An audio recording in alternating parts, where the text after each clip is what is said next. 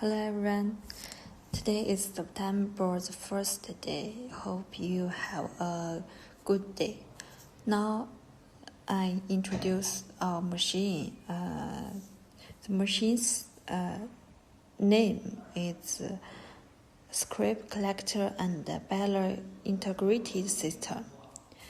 This machine to combine the functions of two machines in one, so I introduce to you. This machine is as a part of aluminium foil container making machine. The scrap collector play an important role in it. Its primary role is to collect the excess aluminium foil. The vacuum adsorb collector system collects the scrap in a bin and then will compact the aluminium scrap into balers.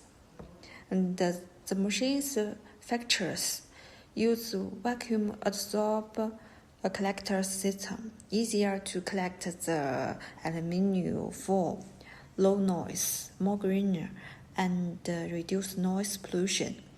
Use a raw knife and flat cutter to cut the materials. It's very easy and good.